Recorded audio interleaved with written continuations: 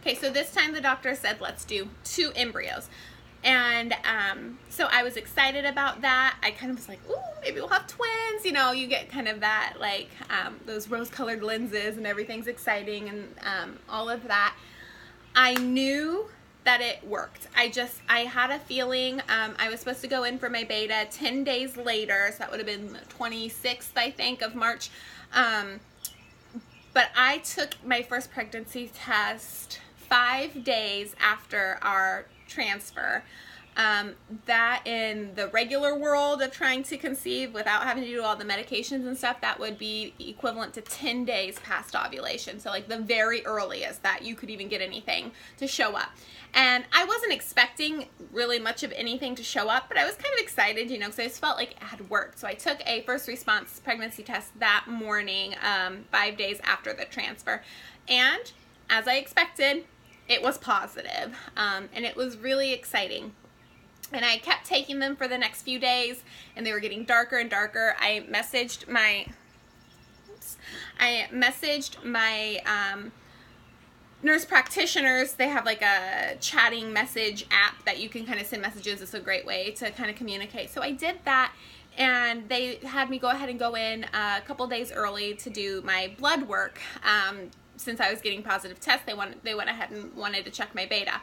The first day I went, my beta was at a 97, which is positive. So it was very exciting. It was a good number, and it wasn't even the 10 days after yet. So they had me go back on what would have been 10 days later from the transfer and take it again. And so it was, I think, 2 or 3 days after the first blood draw.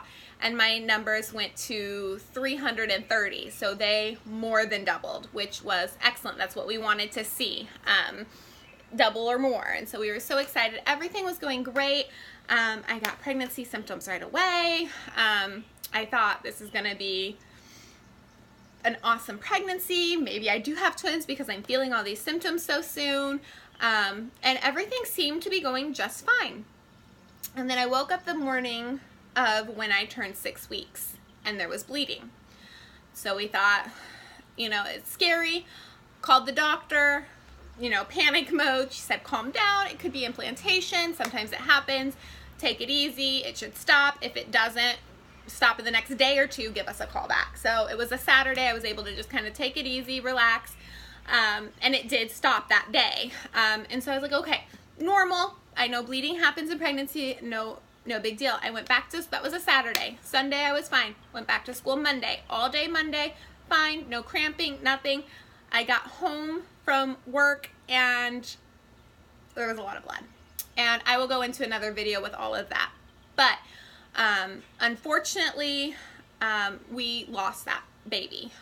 Went in for a couple of ultrasounds hoping to see a heartbeat. Both times there was nothing, and so they said, you know, your choices are, we can wait and see how it happens, we can schedule a D&C, but you know, this baby is not going to survive. And so that was devastating and heartbreaking, and the worst thing we've really ever gone through. And I'll do another video all about kind of how that all played out.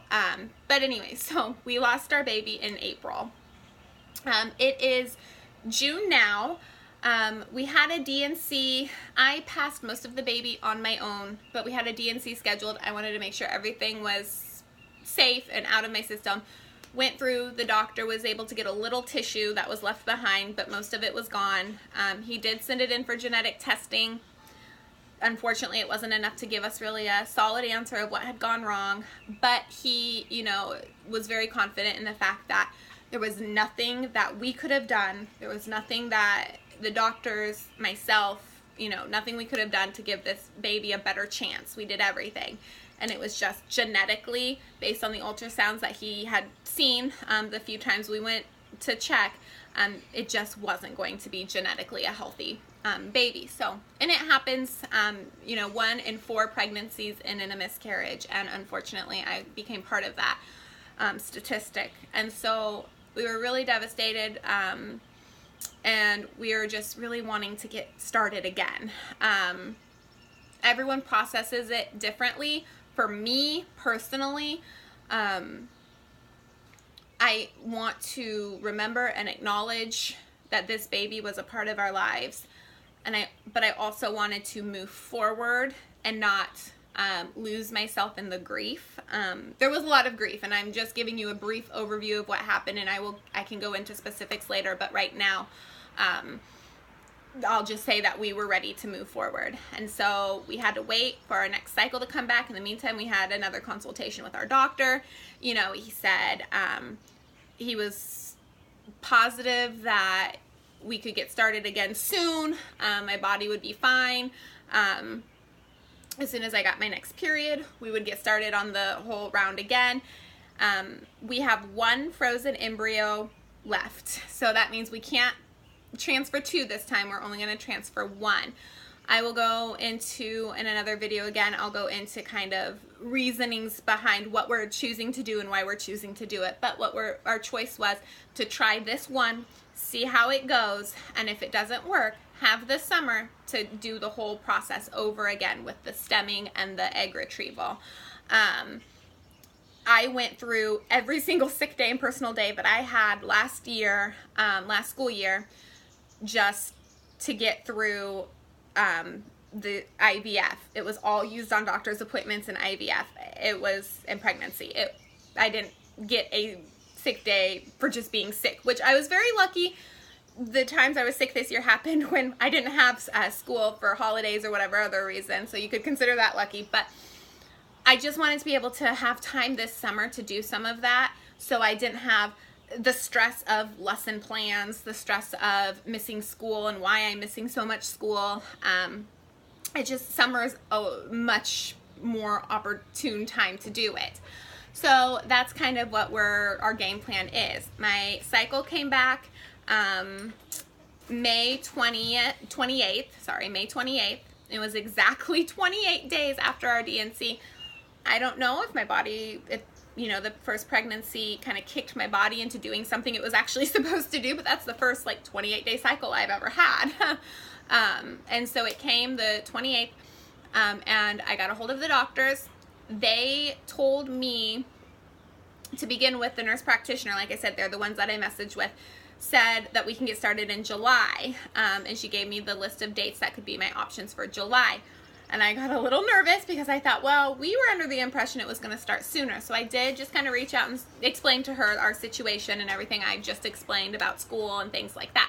So she was wonderful. She called our doctor, just to explain my doctor where he is set up to do all of his egg retrievals. And sorry, my dog's messing with my camera setup.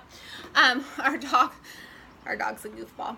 Our doctor, he is actually 2 hours away, but we're able to go to, he has a practice an hour away from us that he's at a couple times a month. And all the other times he's not there, you can see the nurse practitioners who are wonderful. So anyway, so the nurse practitioner called the doctor. Doctor said we were totally fine to start in June for all those reasons. He understood and remembered that conversation, and everything was fine. So June 18th is going to be our next transfer date. So right now I'm on estrogen pill. I take that twice a day. Starting on the 10th, that goes up to 3 times a day. The 12th, I take a shot of the HCG to kind of start getting everything ready. And I keep taking the estrogen. I take progesterone a few days after that. That's the least fun part of the whole process, is the progesterone shots. And I can go through that in another video too. The needles are long and it hurts, and it's thick oil that you get shot into your backside, and it's just not a fun situation. But it's not about that. It's about getting a healthy, beautiful baby, and that's what our end goal is. So I will do that gladly 100 times over. So we do that, and then we go in on the 18th and have our transfer, and hopefully and prayerfully it is a successful transfer. So kind of an update on what's happened this last year.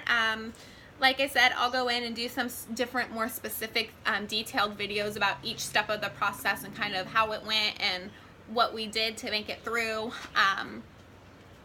And I want to do a video about kind of explaining why I'm so open in sharing this because I have definitely some reasons that I'd love to share on why I'm so open in sharing in this.